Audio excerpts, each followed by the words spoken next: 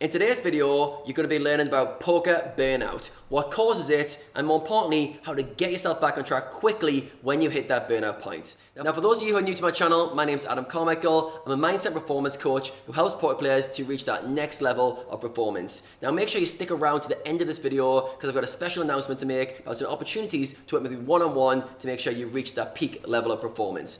In today's video, we're going to be diving deep into poker burnout, which is so common in the poker world. Now, first of all, how do you identify if you're burnt out or if you're just being lazy? When should you push through and keep going, and when should you back off and try to recover? So some of the common symptoms that you've hit a burnout point are you're tired quite often, you've got lower energy than usual, the more effort you put in, the harder things seem to get, or the worse you're playing, you can't focus for long periods or as long as usual, you feel distracted, and you're lacking the motivation for grinding and studying. These are common signs that you've either burnt out or you're heading towards a burnout very quickly. So once we've identified a burnout, we need to go, how do we get ourselves back quickly? How do we get ourselves back to where we were, playing good poker, focusing and playing at our best? Now, we've got to pay attention to what causes the burnout so we avoid it happening again. And I want to use the example of a pendulum to show this analogy. So imagine a pendulum, it starts in the middle. If you push it too far one way, what happens? It comes back the other way equally strong. So it's a cause and effect relationships. And this is the same thing that happens with poker. So when you push it too far one way, this is called overworking. Okay, so you have overworking on one side of the pendulum. So you push the pendulum so far one way. Now we can get away with this for quite a while. We can keep overworking, but at some point we need to pay it back. It's going to go back the opposite way equally far. It's like if you borrow money from the bank. You can keep storing up debt, but at some point the bank wants the debt back. And the more you borrow, the more it's going to swing the other way. So a lot of people end up burning out because they overwork for too long. So let's have a look at what causes overwork. So first off, putting too many hours into poker. So it could be studying, grinding just too much. But more common is some of the lifestyle factors. So it's lack of sleep. So we'll say sleep's too low. Sleep's one of the really common ones for burnout. Players just don't get enough sleep, bad quality sleep, they're nocturnal, they can't switch off from poker, and over time, if you're working hard but not getting the recovery, you're going to burn out. So sleep's a common one. Another one, bad diet. If you're eating the wrong foods, you're going to run out of energy very quickly. So we've got bad diet.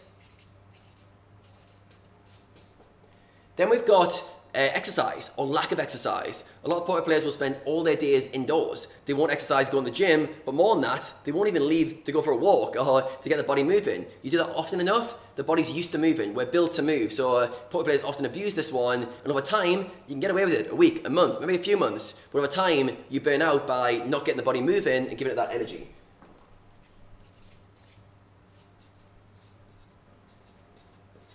And then the fifth one I'll say, or the fourth one, will be no socializing or no having fun. No is getting away from poker. It could just be getting out of your poker environment, having some good time with friends, or generally not grinding all the time. I know so many players that all they do is wake up, grind, study, repeat. Wake up, grind, study, repeat. And yes, it's going to get you towards your goals at a certain pace, but burnout's inevitable. Nobody can keep that going long term. So I'll just say no social life. And we could just say like bad lifestyle habits. Like if you're partying all the time, that's going to do it as well. So say bad lifestyle. Okay, so if you're overworking, not sleeping enough, bad diet, bad exercise, it's just a ticking time bomb. It's not like an if or when game. It's not an if game, it's a when game. So you're gonna burn out. It's just like when you're gonna have to pay it back. So a lot of players don't realize they set the game up to swing one way. When what happens when you swing one way, you've got to swing back the other way. So the further you go, the further you overwork, the further you hit that burnout point. When you do burn out, when you finally hit that crashing point, which I'll show you the crash and burn example on the graph in a second, you're going to have to pay it back double. So don't kid yourself that I can keep pushing and keep pushing and keep pushing. You're going to burn out at some point if it's not sustainable. So on the flip side, once you've overworked, what have we got to do to pay it back? What's the magic words from overworking? Recovery. We need to recover, okay?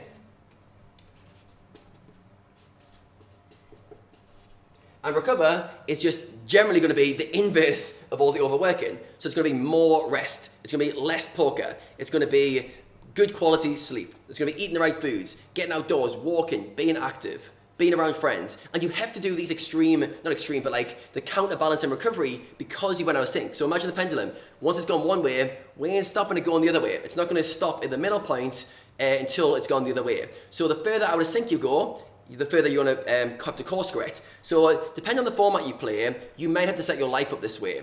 So let's say you're an MTT player and you play online. Sometimes you've got to do the W Coop or the Scoop, and you have a really high volume work month. And you're going to go out and overwork, and you know you're overworking for a full month because it's good money to be made. Then you're going to swing back and you have to recover.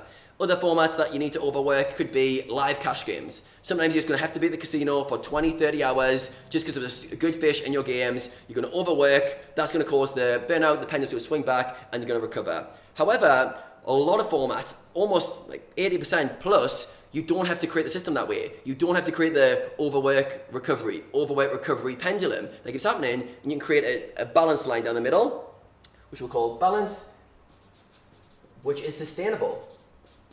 So this means you're working hard, but you're recovering. You're working hard and you're recovering. And over time, you increase your work capacity, but you recover. So this is the same way exercise works. We work hard in the gym. If we recover, we can work hard again. But there comes a point if you keep working hard and you're not recovering, or you work harder and harder and keep the recovery the same, there comes a point where you overwork. It's called overreaching or overtraining, and you hit a burnout. And in burnout, performance drops off a cliff. I'll show you again in a graph example of how that works. But you need to understand, like the further out you go, the more extreme it's going to come the other way. So if you're watching this and you're someone who burns out a lot, there's a good chance these lifestyle factors are your ticking time bomb. This is the short-term poker burnout model. I'll do another video at some point on the long-term poker burnouts, but this is the short-term model. So are you playing the overworking recovery game?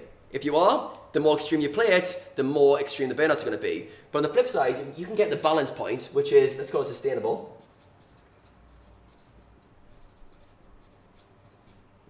The sustainable point where you're able to work hard and recover. And this is where you want to be most of the time. You don't want to be playing burnout, recover. You want to be going, how can I work hard but sustain that? And this is all about self-care. It's all about your lifestyle. So for me, towards the end of my career, I was able to work 10 hours, 6 days a week and not burn out. And the reason was because I would go to the gym daily. I would have time outdoors with my girlfriend and my friends. I would eat good foods. I would have regular breaks. And I have a day off poker to completely unwind. So I can get like 60 hours in without burning out. If I went towards the 70, 80 hour mark, now I'm starting to reach in towards a ticking time bomb. I can do it for short periods. Like I said, sometimes it's good to hit that overwork and then recover, but you've got to pay attention that you're going to pay it back. It's the same with sleep. If you get away with a low amount of sleep for a short amount of time, 3 hours, 4 hours, 5 hours, you're building up a debt, like a sleep debt that's going to build and build and build. At some point, you've got to pay it back. So be aware, which model are you buying into? Are you trying to be sustainable but failing in it? Are you aware you're playing the overworking burnout game and you're happy to play that game? Because you've got to set the system up right.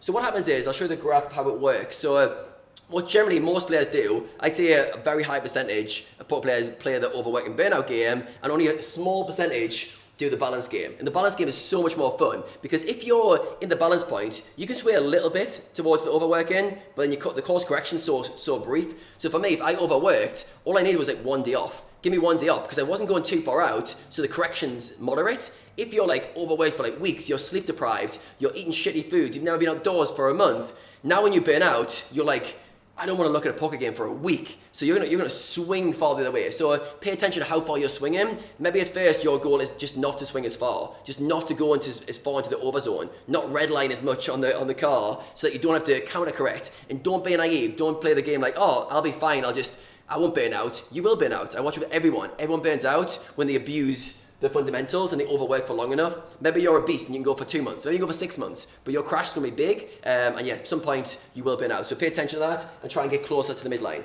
So what happens is the graph generally looks like this. So work hard, harder, harder, burn out, and time to recover.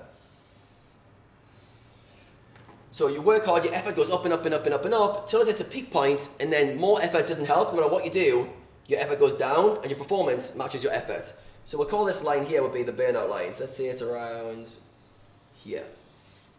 Okay, so when you burn out, the only way to get yourself back performance-wise is to recover. You've got to recover. So pay attention to which model you're buying into. A lot of players are just going to have this complete yo-yo existence Work hard, burnout. Work hard, burnout. The problem with that is it's not much fun and it's not even the best model. So you need to find a way to be somewhere less extreme on the line. So what if you're just here? What if you didn't burn out so hard? What if you didn't overwork as much? And most of it, in all honesty, with the poker players I work with, most of it comes down to the way you recover. Not recovering well, not looking after how you deload your work effort, and as a result, you're going to hit a burnout point at some point. So have a think about how you could build a more sustainable model. And if you are a bit overworking, you've got to realize the pendulum is going to swing back. Realize you've got to recover.